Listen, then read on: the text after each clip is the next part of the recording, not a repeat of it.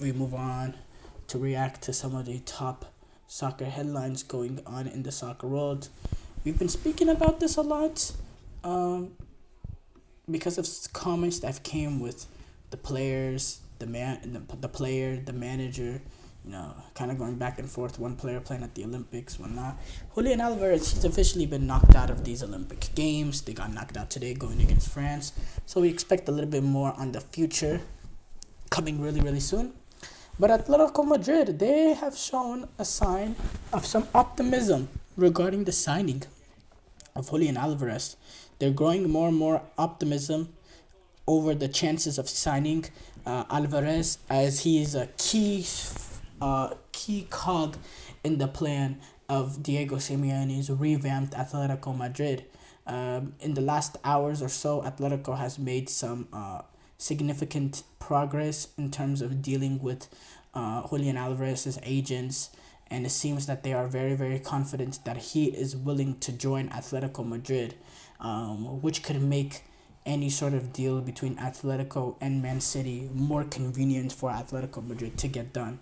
Um, uh, you know, the agreement is gonna, probably be a 5-year deal, that could reach around 60 million euros, and Man City, they're willing to negotiate a deal for this sort of for Julian Alvarez, but this is a player that Simeone really, really wants. And I think Atletico Madrid, they're going to be willing to spend more money than what they were willing to spend for transfers because of how much Diego Simeone wants him. Keep in mind, this is a fellow countryman. And this is Julian Alvarez that gives you so much. He can play many different positions throughout the front line. Can play attacking midfield, can play throughout the front three. Is really a fluid sort of player that can interchange and can interchange from striker to winger and make a team much more fluid, much more decisive. He can get goals. He can create. He can create for others. He can create for himself. He's technically very, very gifted. He has pace too. He's just an all-around player. And when I think of all-around players, especially those sort of natures of players, I think of a guy like Antonio Griezmann, who's played some of his best football in his career under Diego Simeone. I think Simeone looks at him as the perfect replacement for Griezmann, a guy that gives you a little bit something different than when Griezmann's have, because I think he has more straight vertical pace going in behind than Griezmann, and I think he gives you a little bit different element, but there's still huge quality there, and that's not to be messed with. So I do think that's gonna be a big deal. Man United, they have really stepped up their interest in De Ligt and Mazraoui for that instance. Sources say De Ligt and Mazraoui, they're both available to leave Bayern Munich this summer. The club has sort of made that clear. These are players that have the permission to seek other clubs, and both these players will be available. We saw Mazraoui getting linked with other clubs. De Ligt not so much. It's been mostly United, especially with the developments around how much Braithwaite is actually going to cost in terms of transfer value. This is the day and age of English football market, and you also have to look at it from the perspective that United have suffered injuries. They've suffered injuries to Højlund, Lenny Yoro, which is the big one. And, signing Mazraoui, he gives you depth at the right back position. He gives you a valuable piece at the right back position, someone with real ability going forward. Very opposite of Wan-Bissaka in terms of there's not that much ability going forward. I think you get that with Mazraoui, but Mazraoui is not entering in great form at the same time. And then you have the likes of De Ligt, who, yes, he gives you that. He gives you depth and he gives you real ability at the center back position. But is that someone that will change their reins? And with Højlund being out, I think what they really need is a number 9, because Højlund is really that guy that can only play through the only one that can really play through the middle, game in, game out. Marcus Rashford, he's shown that ability in the past, but it's something that he's been a little bit more reluctant to do. He likes to prefer coming off the left side, being able to cut into his right, and that's where he's been most deadly. But he could be a number 9, but you don't have much depth up there. Behind Hoyland with him getting injured, I thought getting a number 9, at least someone that can, be on the bench for Rashford. Someone that at least has the number 9 sort of build out of that number 9 sort of build. But it seems like United are more interested in other positions, and yeah, it's a make or break year for Manchester United. And it's also interesting what they're doing with Amrabat.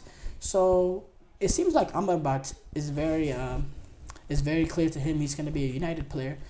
United are going to sign pay off the remaining fee to get him on a permanent basis. But if that was the case, why is Amrabat even back in Italy right now in preseason for his club team? Why wouldn't United just get that deal done right away, right after the season, like a competent club would do? And instead they have like Amrabat kind of waiting by the phones like a kid. Is it done yet? Is it done yet? Is it done yet? Why even allow him to go back to Italy for preseason? Why not? You don't get this done right away. It's another confusing thing, and I don't want to hear, they had to do their review to determine whether or not Ten Hag, blah, blah, blah. I'm tired of the excuses when it comes to this team. I really am. It's one excuse after another, and none of these excuses are valid in my opinion. None of these excuses. Dovbik, he has called Girona a small club or small team as he was able to join Roma.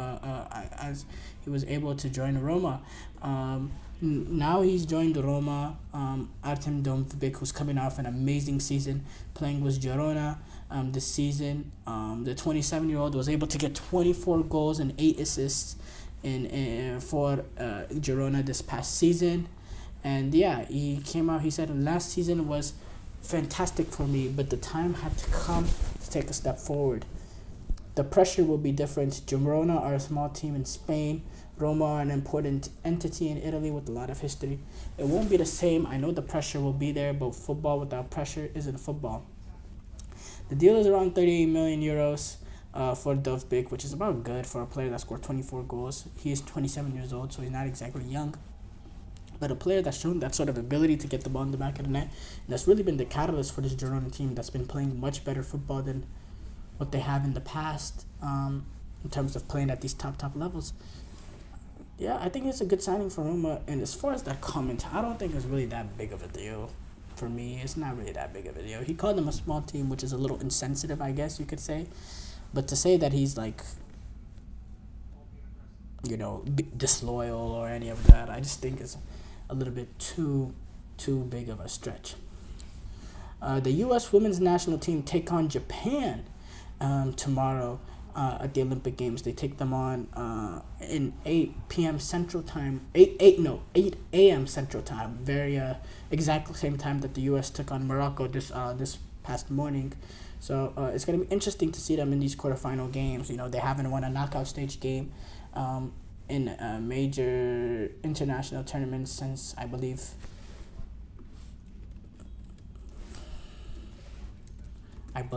it's the 2021 Olympics women's football tournament. I don't know. Were they able to reach the semifinals of that tournament? I know they got knocked out, but I forgot who they got knocked out against.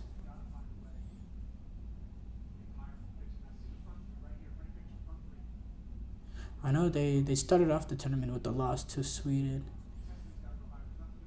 Yeah, they were able to win their quarterfinal game, and they lost to Canada in the semifinals at the last Olympic Games, and that's the last time they played a knockout stage games at the won a knockout stage game at the Olympic Games. The last World Cup they were bounced in the round of 16 by Sweden, so this is an important day for them. This is a team in terms of the U.S. women's national team that hasn't won an Olympic Games since the 2012 Olympic Games in London. They lost 2016. And I believe the quarterfinals to Sweden, I believe, in 2021. They lost to the semifinals against Canada. They actually ended up getting the bronze medal. And then this year, they have a chance with Emma Hayes. They're playing really, really good football. It's really changed how we look at how the U.S. women's national team has been over the past year or so. So yeah, it's gonna be fascinating to see how they perform tomorrow. Thank you guys for tuning in to the GSMC Soccer Podcast presented by the GSMC Sports Network. Your support means a lot to us, so please remember to subscribe to the show and leave a positive review.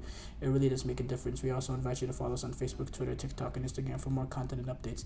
Thank you once again and have a wonderful, wonderful day.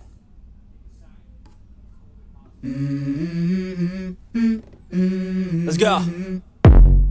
I wake up to a little bit of drool on my pillow, feel like it's gonna be a bad day.